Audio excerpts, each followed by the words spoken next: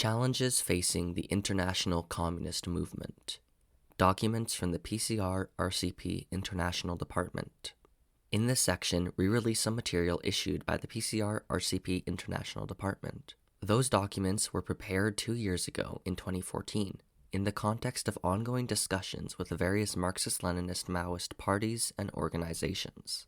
As stated in the May Day 2016 International Declaration that the PCR-RCP Canada signed along with some 30 other MLM parties and organizations, fighting the current state of dispersion in the international communist movement is an urgent task for our movement. Therefore, we support the call for holding a unified international conference of MLM parties and organizations. Through two-line struggle, a higher level of coordination between Maoist forces could be attained, which will help trigger new people's wars and enhance the anti-imperialist movement under the hegemony of the revolutionary proletariat. Summarizing the experience of the now defunct Revolutionary Internationalist Movement, RIM, and debating the challenges our movement is now facing at the world level are at the heart of this process. The editors. On the experience of the Revolutionary Internationalist Movement, RIM, and the fight for regrouping the Maoist forces at the international level. Any initiative for regrouping and uniting the various Maoist parties and organizations from different parts of the world cannot succeed without making a comprehensive assessment of the more than 2-decade-long experience of the Revolutionary Internationalist Movement, RIM. This report should be seen as our contribution to this process. It is updated from the paper our party submitted for issue number 1 of the Maoist Road Journal. Despite some important ideological and political weaknesses, the 1984 Declaration of the RIM was globally correct and sufficient at the time to support the historical decision of creating a new international center in defense of Marxism-Leninism Mao Zedong thought, as it was understood at that time, and revolutionary China. The establishment of the RIM has been an important step for separating our movement from the revisionists in China and defending Chairman Mao's immortal contributions against the Hoxhaite dogmato-revisionists. Among the weaknesses of the declaration, the most important one was certainly the non-recognition of Maoism as the third stage in the development of the ideology of the international proletariat and the absence of a comprehensive understanding of this ideology, as it is now synthesized in Marxism-Leninism Maoism. This was finally corrected with the adoption by the RIM of the Long Live Marxism-Leninism Maoism statement in 1993, after a long ideological struggle, mainly waged by the comrades from the Communist Party of Peru. 20 years later, we consider the statement still valid. It can still be considered as a minimum and correct basis for demarcating revolutionaries from the various revisionist and opportunist trends within the international communist movement. On the political level, the 1984 declaration was exceptionally weak regarding the tasks the communist parties and organizations from the imperialist countries should fulfill for developing the revolutionary struggle in their concrete conditions. On this specific question, the declaration has been unable to go further than the already weak line defended by the Chinese comrades in their 1963 25-point letter. It especially didn't take into account the important experience of the workers and communist movement in the tumultuous decades of the 1960s and 1970s, including the rich experience of proletarian armed struggle in various European countries. In its 1984 declaration, the RIM presented itself as the embryonic center of the world revolution and gave itself the task of developing new communist parties where there was none. The signatories of the declaration had taken 6 commitments. 1. Establishing an international journal. 2. Training new Marxist-Leninist parties and strengthening existing ones. 3. Undertaking joint and coordinated campaigns. 4. Implementing policies and measures adopted by international conferences. 5. To the extent of their abilities, applying and helping financing the tasks related to the improving of communist unity. 6. Constituting an embryonic political center to provide leadership with the overall process of building the ideological, political, and organizational unity of communists. What has worked best among these commitments was certainly the launching of the A World to Win magazine. Regarding the other commitments, there were some victories, but no more. The RIM played an active role in the establishment or re-establishment of Maoist parties in the Indian subcontinent, including Nepal. In India, the RIM helped to resolve the fratricidal conflict between the Maoist Communist Center and the CPI-ML People's War. In this regard, the role played by the RIM parties and other organizations within the CCOM-POSA, the Coordination Committee of Maoist Parties and Organizations of South Asia, has been beneficial. The broad campaign to defend the life of Chairman Gonzalo of the Communist Party of Peru after his capture in 1992 was probably the best political campaign waged in the history of the RIM. This campaign had an impact, in particular in Nepal, where important mass events for saving the life of Dr. Abimael Guzman were organized. The Nepalese comrades thus benefited from the international campaign to strengthen themselves. Unfortunately, due to the inability of the CORIM to correctly handle the two-line struggle against the right opportunist line that emerged within the Communist Party of Peru after the Fujimori regime made public the peace letters in October 1993, the campaign to defend the life of Chairman Gonzalo was abandoned by the RIM, while it should have been continued and expanded. For us, any organization like the RIM that intends to become a center of world revolution, even in an embryonic form, should aim to exercise not only an ideological leadership, but also a political leadership on the movement. Through international campaigns, by promoting unity of the revolutionaries in each country, by helping the various Maoist forces to coordinate themselves, by mobilizing the masses in support to People's War and revolutionary struggles unfolding in various countries, etc. An international organization must come to exert such leadership, otherwise it is doomed to atrophy, and that became the case with the RIM. The numerous reports on the People's Wars led by the RIM's participating parties in Peru, Turkey, and Nepal in the A World to Win magazine concretely helped to popularize these revolutions. But generally speaking, RIM was often seen as being only an ideological center, which was not conducive to the emergence of Maoist parties in each country. Even the support to People's War in Peru or Nepal remained mainly ideological and lacked of concrete calls for action in solidarity with these struggles. The effective leadership of any international grouping is of paramount importance. Ideally, organizations that lead People's War should exercise the leadership role, but this did not happen in the RIM. The most active organizations in its initial building had no experience of People's War. After Mao's death and the victory of the Deng revisionist clique in China, the RCP USA stepped in as a defender of Mao's revolutionary legacy, rightly criticizing the Albanian line, which camouflaged a form of revisionism in spite of its bombast and high professions of Marxist-Leninist faith. Thanks to them, Mao's revolutionary legacy was still on the agenda to guide the revolutionary forces. For that reason, the RCP USA acquired a high credit in the international Maoist movement. It played a central role in gathering the revolutionary forces who claimed to still be inspired by Mao, but also in defending the Great Proletarian Cultural Revolution and the revolutionary leadership of the so-called Gang of Four. The presence of the RCP USA in RIM's leadership was therefore natural and certainly legitimate. Although it eventually joined, the Communist Party of Peru, Partido Comunista del Perú, PCP, played a less active role in building the RIM, yet the People's War in Peru was attracting the eyes of the world. It helped the RIM improve its influence, but for various reasons, the PCP never held a leadership position within the RIM structure. The PCP was one of the first organizations to uphold Marxism-Leninism-Maoism as the science of revolution. After Marxism, Marxism-Leninism had played a crucial theoretical and practical role in the progression of the proletarian revolution. But here we came to a point where Marxism-Leninism, as it was understood and practiced by many, revealed its insufficiency. Some organizations that claimed to follow Marxism-Leninism were not at all revolutionaries. Some were even practicing the worst forms of parliamentary cretinism. Marxism-Leninism was the official ideology of political regimes that called themselves communists, but were in fact building state capitalism.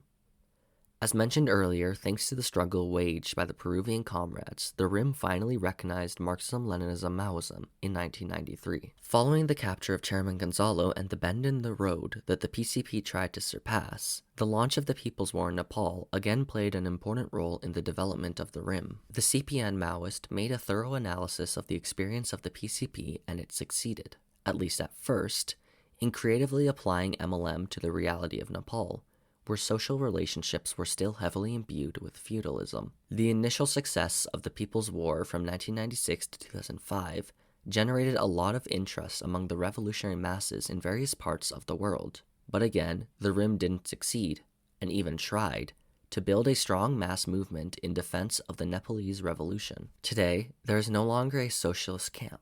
on which the various revolutionary movements and people's wars could rely on to face the hostility of the big imperialist powers.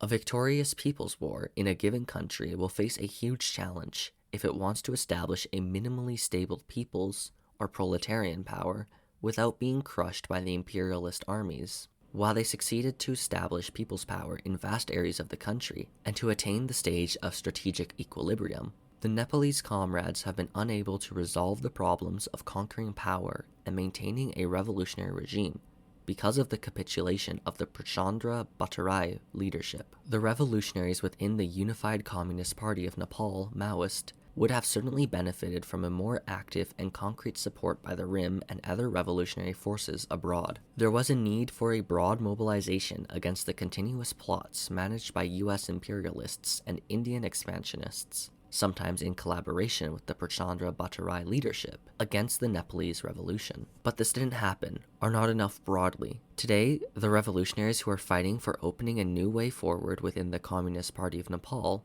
Maoist, and other communist groupings need and deserve the support of our movement. In order to be fully useful and effective, this support to the revolutionaries who are in a process of regrouping, reorganizing, and finding a way to relaunch the revolutionary mass struggle in Nepal must be, as they should have been, supported by a critique of the wrong tendencies that appeared within the UCPN Maoist. Politically and ideologically helping the Nepalese comrades to surpass the big challenges and difficulties they faced should be part of any support. But this kind of support can hardly come from parties and organizations that don't have any experience of revolutionary action, or that are quietly waiting in their respective countries for a possible appearance of a so-called revolutionary situation that finally never happens.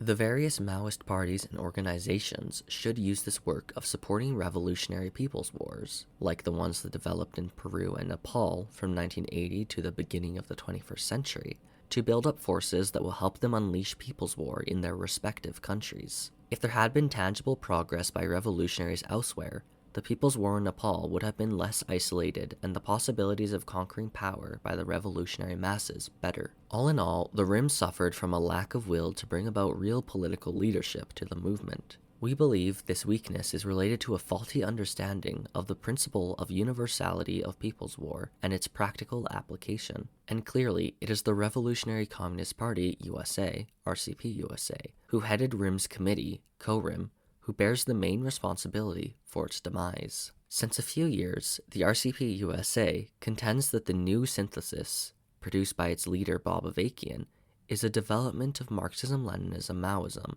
that all Maoist forces should uphold. The RCP USA has come to consider that there cannot be a viable international revolutionary action without recognition of this so-called synthesis. We agree with the comrades of the Communist Party Maoist of Afghanistan that Avakian's new synthesis is post-MLM, and that in the end, it is nothing more than right opportunism, an abandonment of the proletarian dictatorship, and a total capitulation to petty bourgeois viewpoints and methods. Today, with the disappearance of the RIM, there is an urgent need to regroup and consolidate the various Maoist parties and organizations that are still upholding MLM and applying it in practice in their concrete conditions. Each of them will benefit from a better coordination and a more organized ideological and political debate. Our party supports any initiative that could strengthen this process of regrouping, debating, and possibly uniting the Maoist parties and organizations. This may include the relaunching of an international journal like Maoist Road, multiplication of bilateral meetings, holding of regional and even international meetings of Maoist parties and organizations, launching of common political campaigns like the one currently going on against the counter-revolutionary war launched by the reactionary state in India against the People's War led by the CPI Maoist,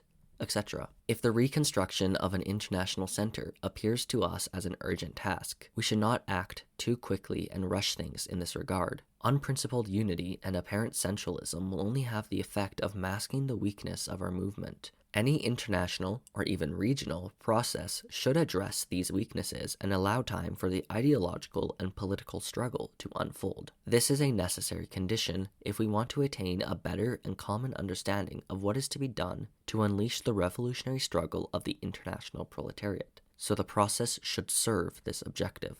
In the end, an international organization is necessary to promote the development of Maoist parties in every country. Such parties must make a thorough analysis of the internal situation of their given country, particularly with regard to class relations and the revolutionary strategy that is required to attain socialism and communism, these two elements being the core of a communist program, and they should then implement this strategy. On its part, the international organization will coordinate the relationships between each national organization, wage joint campaigns, and help resolve conflicts that may arise between some parties. In doing so, it will develop its capacity to act as a central leading body, not only at the ideological level, but at the political level too, and it will win its recognition as such. The basis of unity of any group should be as specific as possible. Yet, at the international level, it is clear that national realities are very different.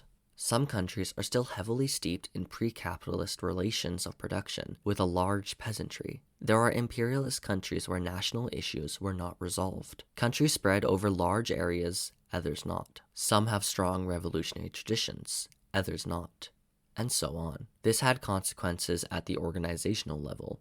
The failure of the Third International was partly the result of the notion that it was for the proletariat of the advanced capitalist countries and that of the socialist homeland to lead the world revolution. This notion was not convincing, especially in the colonized nations, where what was happening in Europe didn't suit the situation. Of course, the main leaders of the International tried to take these differences into account, but the fact remains that notions that may be valid in Europe were not necessarily valid in India and China. The stance of the Communist Party of China, who would not initiate the establishment of a new international grouping after the split with Moscow in 1963, can be attributed to mistrust in relation to a kind of global party that is supposedly clairvoyant in everything. Still, the example of a revolutionary model and bilateral relations are not always enough to create cohesion between revolutionary forces at the international level. The rim has never really set on what would be the optimal organization form of a new international grouping. In its 1984 declaration, it raised the question: the concept of world party and the resultant over-centralization of the Comintern should be evaluated so that appropriate lessons from that period can be drawn, as well as from the positive achievements of the first, second, and third internationals. It also is necessary to evaluate the overreaction of the Communist Party of China to the negative aspects of the Comintern that led them to refuse to play the necessary leading role in building up the organizational unity of the Marxist-Leninist forces at the international level. The organizational basis of unity depends on the ideological and political one. That basis must be both universal in principle and in practice. Within the rim, there have been advances in the recognition of Marxism-Leninism-Maoism as the science of revolution. In assessing the experience of socialist China, the Marxist-Leninist movement understood the class struggle was continuing under the proletarian dictatorship, requiring the unleashing of numerous cultural revolutions. The Communist Party of Peru correctly stated, "What is fundamental in Maoism? Power is fundamental in Maoism. Power for the proletariat, power for the dictatorship of the proletariat, power based on the armed force led by the Communist Party." More explicitly, this is 1. Power under the leadership of the proletariat in the democratic revolution. 2. Power for the dictatorship of the proletariat in the socialist and cultural revolutions. 3. Power based on the armed force led by the Communist Party, conquered and defended through People's War. On Marxism-Leninism-Maoism, First Congress of the Communist Party of Peru. RIM's 1993 Long Live Marxism-Leninism-Maoism statement meanwhile stated, Lenin said, "Only he is a Marxist who extends the recognition of the class struggle to the recognition of the dictatorship of the proletariat." In the light of the invaluable lessons and advances achieved through the great proletarian cultural revolution, led by Mao Zedong, this dividing line has been further sharpened. Now it can be stated that only he is a Marxist who understands the recognition of class struggle to the recognition of the dictatorship of the proletariat, and to the recognition of the objective existence of classes, of antagonistic class contradictions, of the bourgeoisie in the party, and of the continuation of the class struggle under the dictatorship of the proletariat throughout the whole period of socialism until communism. As Mao so powerfully stated, lack of clarity on this question will lead to revisionism. It is clear to us that as a science of revolution, Marxism-Leninism Maoism is universal. People's War is part of Mao's immortal contributions, so it also has a universal character. Before its disappearance, the RIM officially recognized this. Even the RCP USA recognized this too, but only on paper. However, there remained a lot of disagreements on its practical application. For some, the protracted People's War would apply as such only in countries dominated by imperialism, and as long as the People's War will not win there, it will be difficult to make a revolution in any imperialist country. This is a mechanical application of Mao's idea. For us, People's War can only be protracted, and it necessarily has to be waged in a given national situation. It is the duty of each Maoist party to prepare and initiate People's War on its own territory. Working to prepare the initiation of a People's War will ensure that all parties are working to gather forces for waging armed struggle. It is understandable that Trotskyist sects are revisionist parties that only go by legal activity. Selling newspapers or making entryism in trade unions are reformist parties, will never mobilize or gather forces for the revolution. If a party takes part in militant mass actions, if it inspires itself from revolutionary action of a new type, and if it does not confine itself to simple radical critique of all other currents, but acts specifically towards the revolution, then it will accumulate strength. Being clear on a common strategic perspective, People's War can only increase the cohesion of a new international organization. There may be differences in how it will be waged in each country, but a minimal agreement on the fact that we must engage in or prepare for armed struggle, and that such struggle is linked with the destruction of the bourgeois state and the establishment of a new power, is essential for cementing an international grouping. The fact that all parties are committed to at least to try to launch a People's War creates a serious basis for discussion between them. To summarize, our party thinks that the basis of unity of a new international grouping should recognize 1. MLM as the science of revolution. 2. The continuation of class struggle under socialism, which necessitates the waging of cultural revolutions. And 3. The universality of protracted People's War, not only in principle, but also in practice. At least, parties and organizations should be open to discuss point 3 and not condemn it a priori. In addition to this, it is also necessary for Maoist parties and organizations and for a possible international center to not only uphold and defend MLM, but to apply it in practice. Instead of trying to surpass MLM as the Avakianists pretend they are doing, the theoretical leap forward our movement should make is to use MLM to better analyze and understand the current context in which we are trying to unleash and spread the world revolution. We should analyze and develop a more comprehensive and common understanding of the political economy of the world imperialist system, of the current contradictions at the international level, and of the relationships between the world contradictions and the international contradictions in a given country or region, of the development of capitalism in the so-called emerging economies, such as India and Brazil, and its impact on the world revolution, of the challenges posed by the development of new techniques of imperialist warfare currently experienced in different parts of the world, etc. These are the kind of theoretical developments that will enable our movement to make leaps forward. At the same time, supporting People's War currently going on remains crucial for any revolutionary party or regional or international grouping. We already referred to the role the campaign to defend the life of Chairman Gonzalo played in building the revolutionary movement in Nepal. The great uprisings of May 1968 in France was preceded and certainly prepared by the important movements in support to the Vietnamese people that spread for a few years in that country. Any attempt to re-establish a new genuinely internationalist grouping should leave room for parties and organizations that lead people's wars or are really working to wage it. The contributions of parties like the Communist Party of the Philippines and the CPI Maoist is absolutely necessary for an international center to become more than a name on paper. For our part, we reaffirm our bold commitment to advancing the revolutionary struggle in Canada as part of the proletarian world revolution, to proletarian internationalism and the process of regrouping the various Maoist forces at the international level. March 2014, slightly updated in April 2016. Towards a new general line of the international communist movement. The PCR-RCP, Canada, does not believe that this is the purview of a single party to put forward a general line for the international communist movement. Rather, there must be principled debate between comrades from different parties and organizations to jointly elaborate what would be the general line of the ICM. This contribution briefly introduces the main questions we think our movement should address and summarizes our current approach in face of them. What should be the objective of a general line for the ICM? A general line should articulate the political principles upon which there can be a unity amongst revolutionary forces. It should give parties and organizations around the world a general political direction and analysis of the path of revolution and revolutionary struggle. Such a general line must be creatively applied to each country's own particular situation and contradiction. We believe that Marxism-Leninism-Maoism must be the basic principle upon which a general line for the ICM can be developed.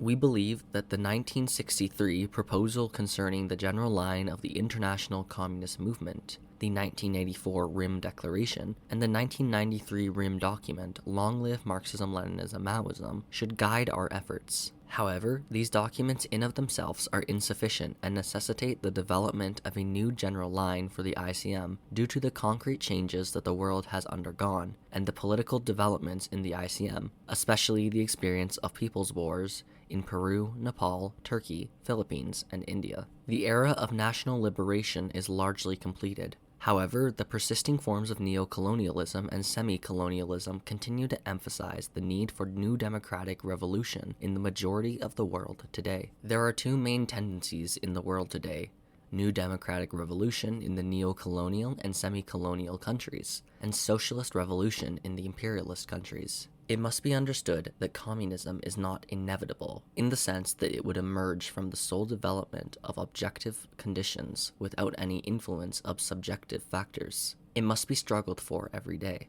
What are the basic contradictions in the world today? There are three basic contradictions in today's world. 1. The contradiction between the imperialist countries and the oppressed peoples. 2. The contradiction between the bourgeoisie and the proletariat. And 3. The contradictions between imperialist countries. We believe that the third contradiction, whilst important, is less important than the other two basic contradictions. In the 1963 proposal concerning the general line of the international communist movement, a fourth contradiction was mentioned: the contradiction between the socialist camp and the capitalist camp. We believe that this contradiction no longer exists today, as there remains no socialist countries. This does not mean to suggest that this contradiction will not reappear in the future with the success of revolutions. What is the relationship between contradictions at the global level and contradictions at a national level?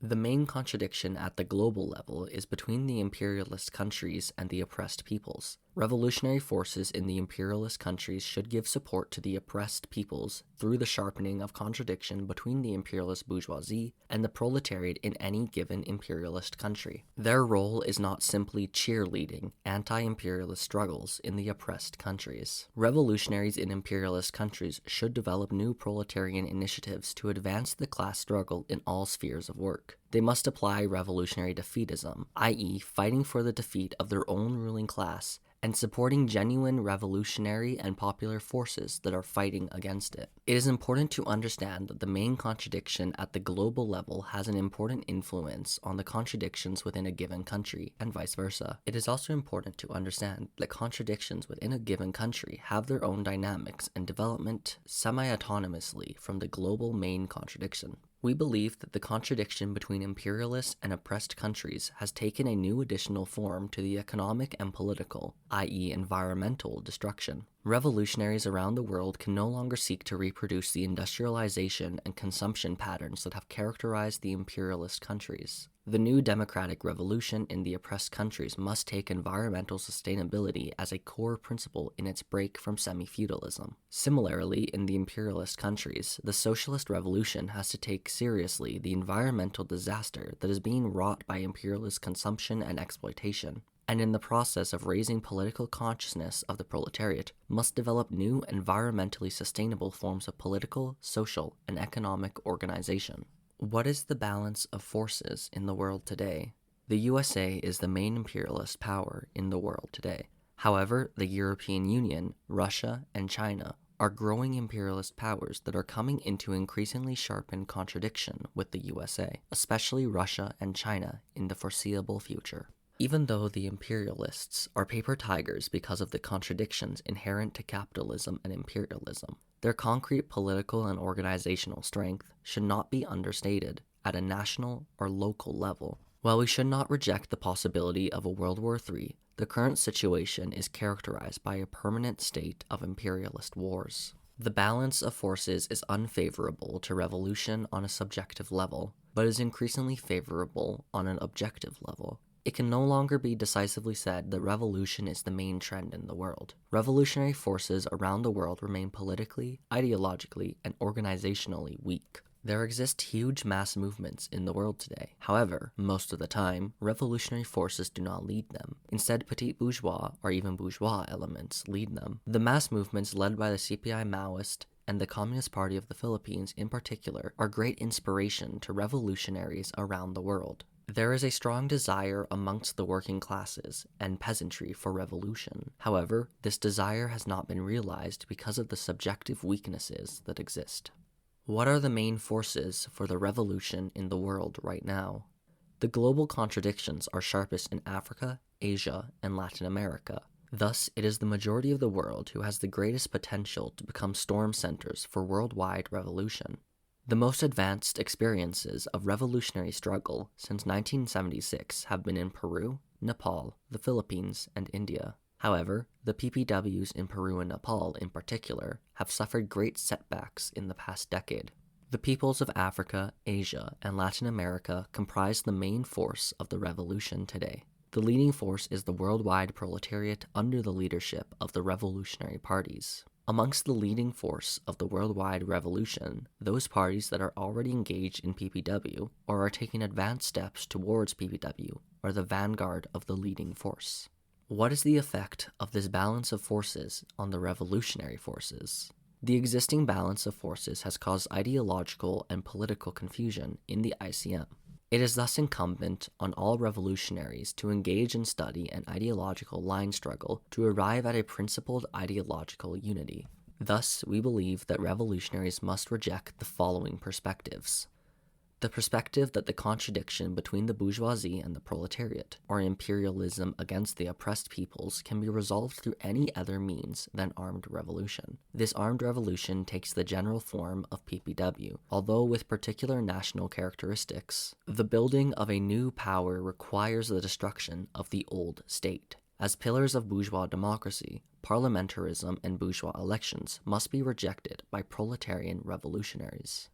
The perspective that the ever-increasing sharpening contradictions inherent to capitalism will be resolved through a revolution solely on the basis of an economic crisis. It is only through new democratic and socialist revolution that these contradictions will be resolved.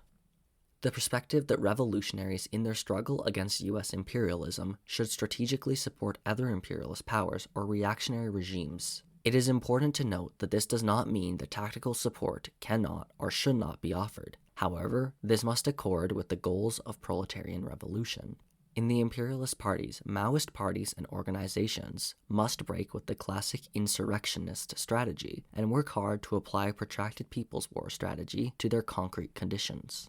While it remains possible and necessary to use any legal possibilities to accumulate forces, but revolutionaries should concretely and strategically prepare for armed struggle and people's war. What are the concrete problems facing the international communist movement? Among those certainly are the absence of Maoist parties in the vast majority of countries. Not enough reflections on the new challenges in the class struggle in the current context. Parties and organizations should not only uphold MLM on paper, but apply and develop it in practice. Too much cyber Maoists, and not enough militants on the ground building the party, the army, the mass movements, and the revolutionary organs of people's power.